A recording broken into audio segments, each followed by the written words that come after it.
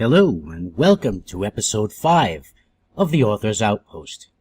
Tonight we have a special guest, and his name is Borrowed Tune, and we'll be reviewing his mission, Starfleet Section X. And I'm Captain P.F. Dennis, and with me as usual is me, Casmodian, who never makes his cue. That's okay. We can edit those spaces out later. It's a little slow. We start at 8 o'clock, and that's a long day for me. I'm up at 5:30, have my secret identity, my day job. I have to pretend to be a normal person to make money. Anyway, we're going to start off with our usual news. Cass is going to explain to me everything that's happened this week, except for the really complicated stuff. And yeah, this week we got a doozy of a complicated one. It needs a flow chart in order to follow it somewhat. But the big thing is that more information about the new Delta Recruit system came out and the tiers of rewards. And there is a lot of stuff to read. If you guys didn't see the news posts, you need to probably sit and stare at it for a bit, preferably perfectly sober. There's every 10 levels you get something for the character and for your account. Plus, on top of that, you also get stuff for reaching certain sections of the R&D system, for finishing up episode arcs, for doing stuff towards the actual recruitment special stuff that they're going to have going on as well. There's just a lot of stuff going on with it. Really, it's probably one of the best incentives that I've seen them do to entice people who may have gotten annoyed at the Delta Rising release, who may have wandered away many moons ago during the dark time in the year of no cups. It's an interesting thing, and we'll see how it goes. There's still also the event thing that will be happening too, where each week we get some sort of bonus based on the number of completions of the server-wide goals. So, yeah, it's a lot to take in. That's going to be interesting. Also, as of today, we finally got to see one of the things that's been hinted at, as Thomas the Cat, I believe, has been referring to it as the Boner Prize. But they announced the Tier 6 exploration cruiser for the Federation, an uprated Negvar, and I forget what the name of the Romulan version was. But it's the Kelra, which is an uprated version of the Dideritics. I have to say, the Romulan one looks pretty sexy. It looks menacing and has teeth. Nice. The Negvar, it's all right, but I was never been a huge fan of the TNG plus Klingon ships anyways. Yeah. I'm never excited over Klingon ships. I don't know. I'm so on the Andromeda class exploration cruiser, which is basically a uprated and updated Galaxy class. The kind of stealth style of the engineering section, I'm not sure about, but I need to actually see more than just the stock head-on shots and some of the ones that Trendy's posted today.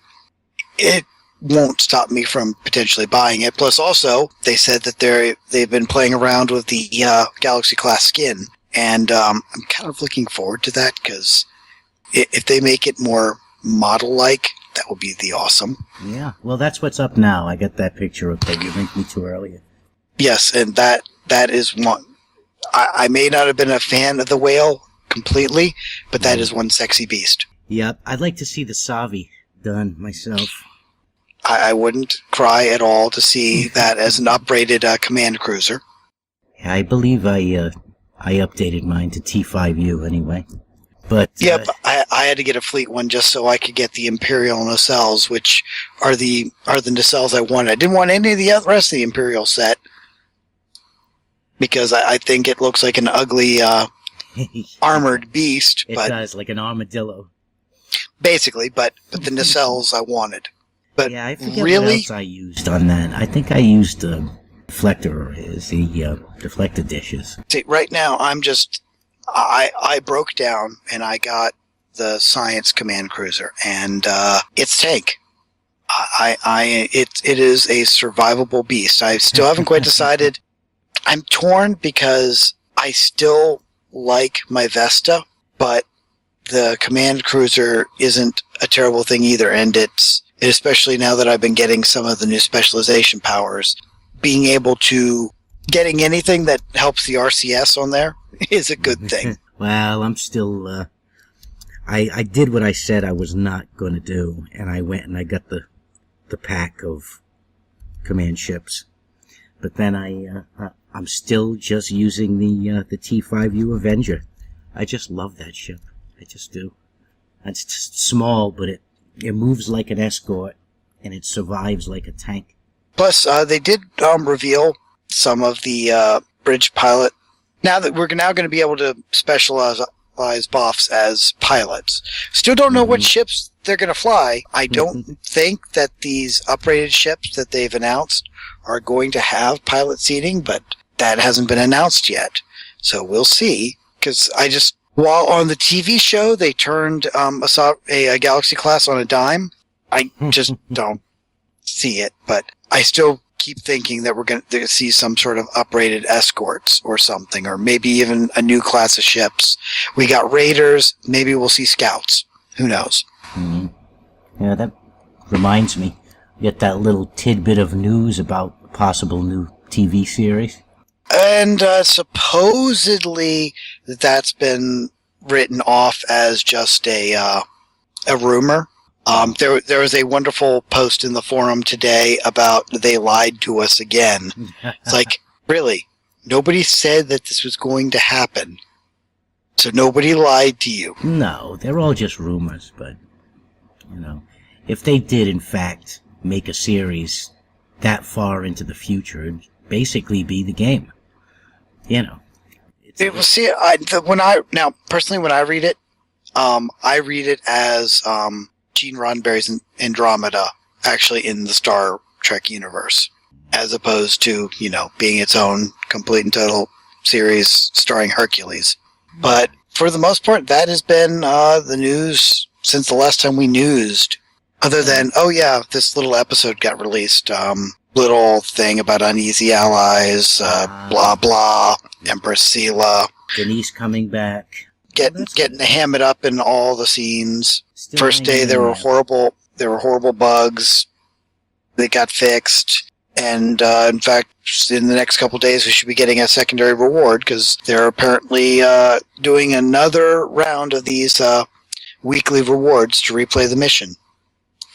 This week we had an armor set, and I think next week is a deflector, or maybe I don't have the actual news story right here in front of me, so I don't remember what the next reward was. No, that's all right. We'll play it and get it. I already got my armor. I haven't tried it yet, but I got it. All right. Well, we'll move on. We'll do the mission review. And we have Borrowed Tune with us. And why don't you, Borrowed Tune, give us a quick overview of the mission? Let the audience know, basically a quick synopsis of what we got, what it's about. Hey guys, thanks for having me on. And hello STO community. Quick synopsis. Yeah, without giving too much away.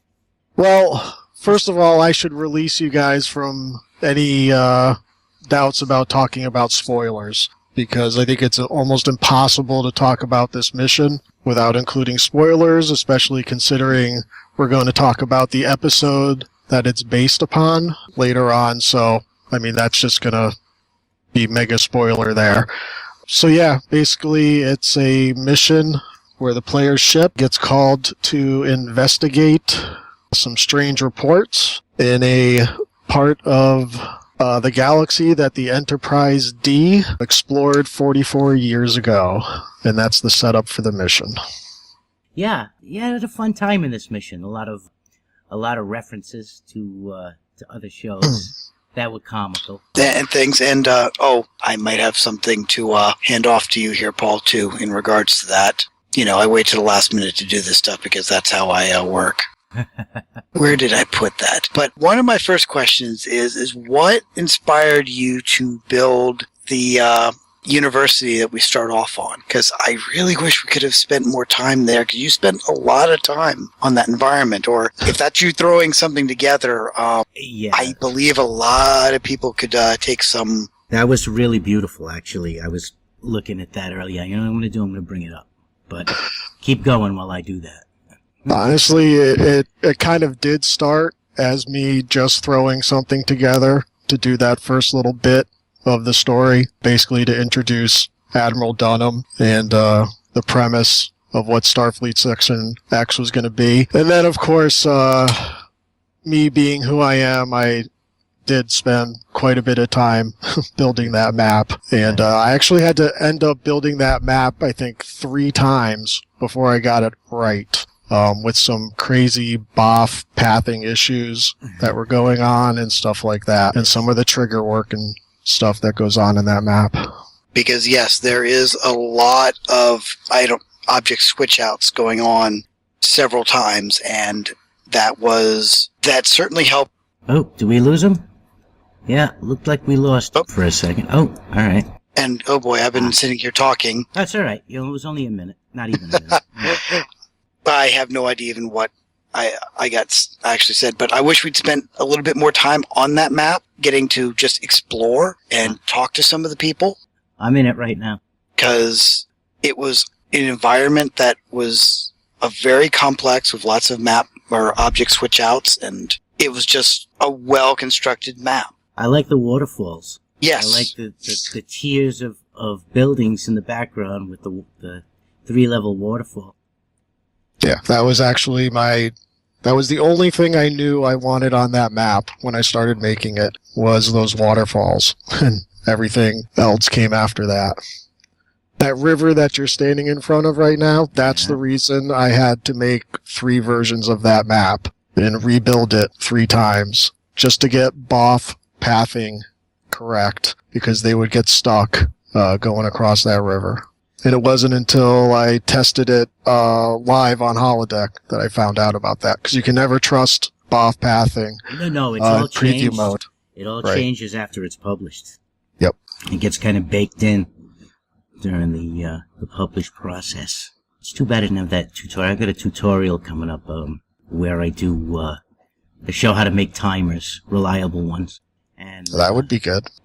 I happened to mention pathing in it and how you're never sure until Publish bakes it in, because the timer might work in a preview, but as soon as you publish it, you know, the mobs that you put inside the invisible box can break right through that wall, so you have to be careful. But it can be done. Yeah, So, a lot of great scenery in this mission, a lot of great comical dialogue, which I really enjoyed. I like the fact that you grabbed the bit about Astrid and how he could never remember her name. And I got a kick out of that all the way through. And of course, that's coming up. First off, we meet a not quite familiar character, and that's where the image I sent you, Paul, comes in. Because we're actually here at this colony for trying to get into several symposiums, but unfortunately the only one that's opened is this one gentleman's. So we attend this symposium. And I don't think I actually put the caption on the image, but my question was separated at birth. That is the exact picture I used to make his little suit. It was after this that things go horribly wrong, as they are often do in these far-flung colonies around the galaxy. And things just begin to happen for, at the time, which seems no apparent reason. And then you find out later that there is a reason. And of course the reason is aliens. Yeah. Which we've run into before in TNG. And we'll be talking about that later, because it has to do with the episode we'll be discussing tonight. So this is how we first encounter the Admiral Dunham. Yeah, and so we're dealing with this alien race. I don't know how much I want to say about it, because really, even though we're going to discuss the episode, we're not actually discussing the plot of this mission. We encounter a race that we've encountered before, a mighty race. Actually, two mighty races. And the one is the Dowd, right? And the Well, I wouldn't necessarily say we encounter, but we encounter the results of one Right. Dowd's folly. Yes. And the other race, The Husak. Husak. Or I kept wanting to Husnak. say Hushnak. It's the Husnak, I believe. Husnak. That's how Yeah, they pronounce it in the there's- show. There's definitely an SN sound in there. Yeah. A species of, what does he say? Incredible malevolence and... Who only knew aggression and destruction. Yes. That's for later. We haven't gotten quite there yet. By the way, folks, spoiler alert. Before that, we are tasked, after we deal with a little situation on the colony, we are tasked to head to the Planck Research Station. Well, Science Station, I should say. Yes. So we'll also encounter, what's the doctor's name? Dr. Walters. Dr. Walters, right? And his Which, trusty assistant. and his trusty assistant asteroid. Astrid. Yeah. Astrid. Astral. Definitely an A something.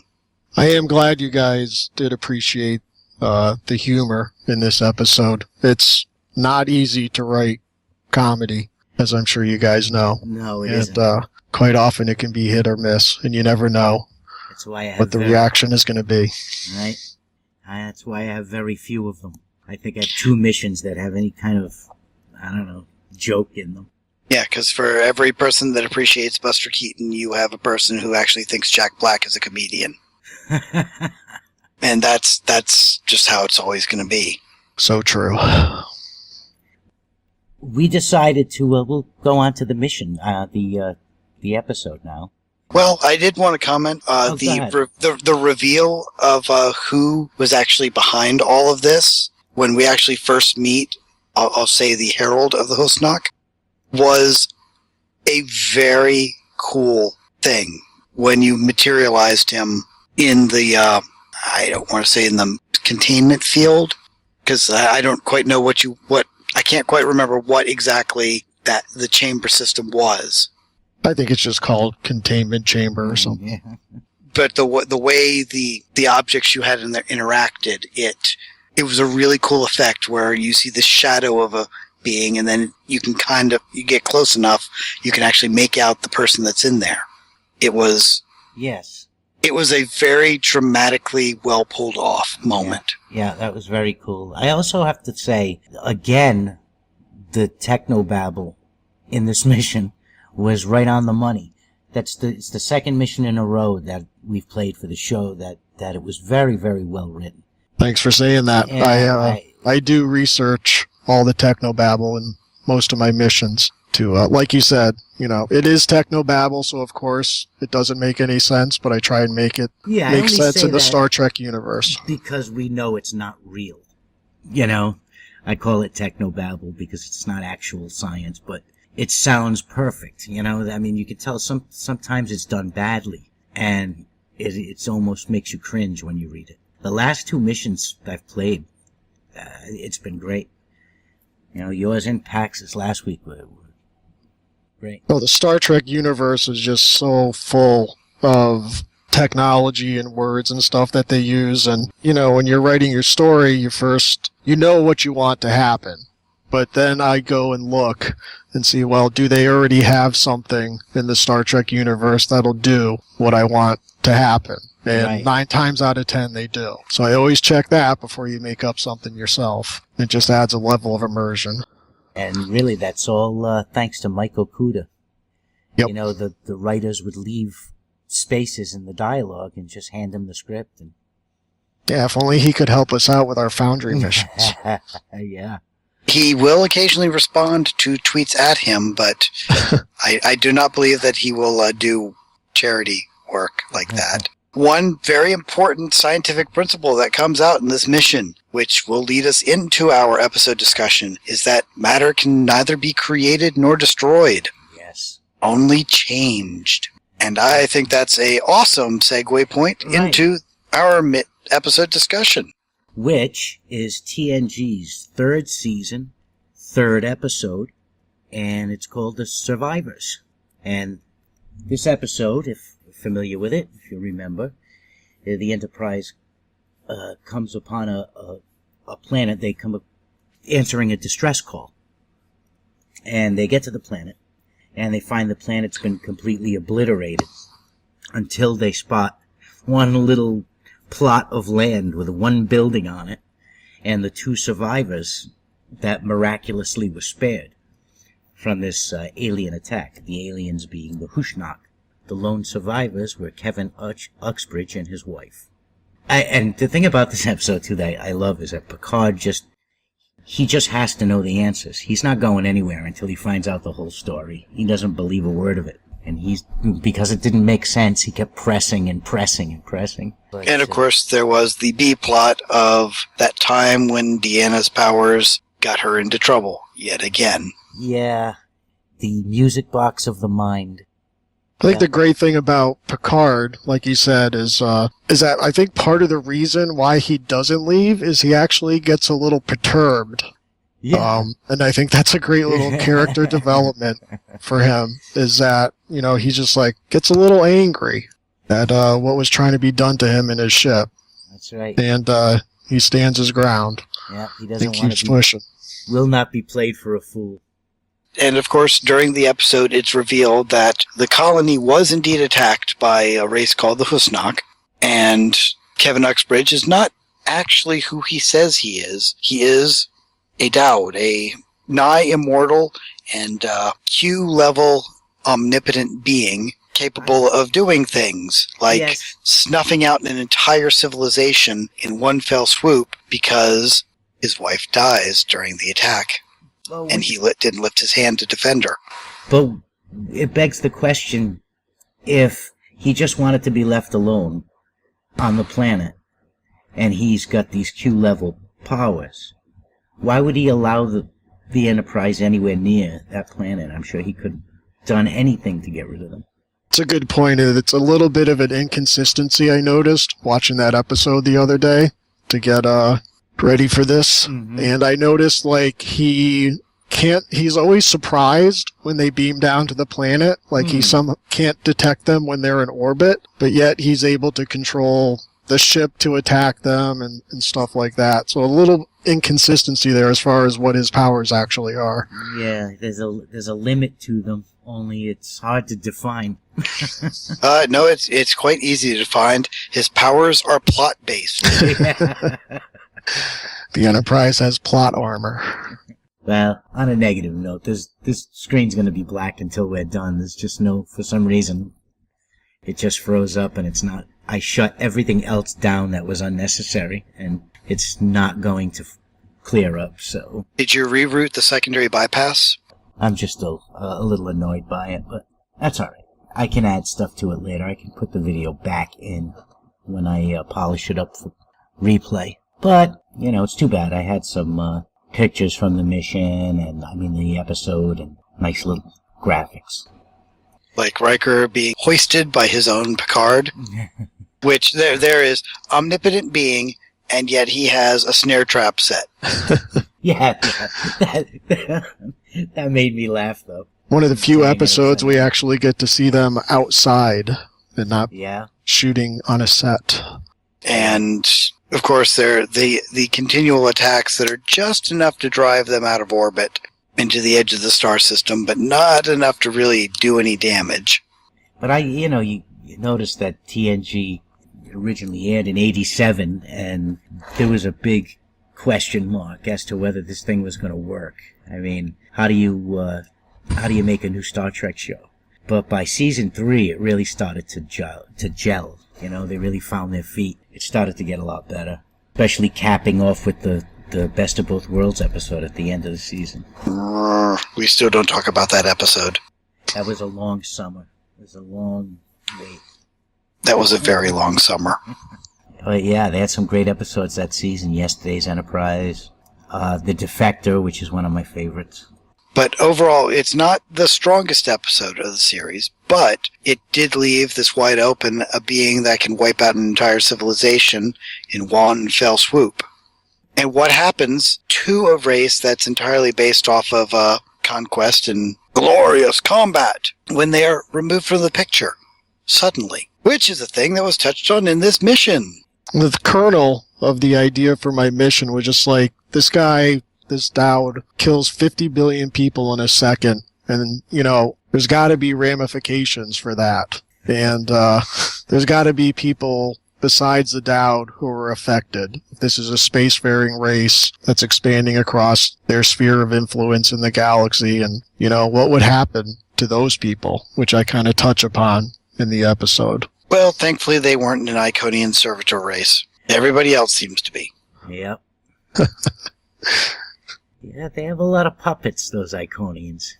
But overall, episode is worth watching. It had a number of notable character actors in it. Well, okay, it had 2 character actors, because we pretty much only saw the crew and these guys. Well, I wish we could go on more, but this is becoming a problem, so we're probably going to wrap it up. We'll only have a 40-minute episode tonight, but that's okay. I guess I'll say the address is out. You can reach us, you can contact us at mailbag@theauthorsoutpost.com. Our Twitter is at authorsoutpost. We actually have a new IRC channel, which is #Author'sOutpost. And that is located on the Geek Shed network, so irc.geekshed.net. Okay. And anything else anybody want to say before we head off for the evening? And Thanks for having me, guys. It was a lot of fun. Not a problem. We'll have you back again when things don't go sideways on us like this. And it was and thanks for the mission. Yes. Do you have anything else on your plate? What do we have to look forward to? We'll see. Most likely there will be at least 2 more episodes of this Starfleet Section X. Oh, good. I look forward to playing those, because we really enjoyed this mission. Very, very good. Thanks for that. Not a problem at all. We'll be seeing you next week for episode 6, and I'm Captain P.F. Dennis, signing off. I'm Casmodian, apparently having to get under the hood and in the Jeffries tube. That's it. And we're going to say goodnight now. Good night now.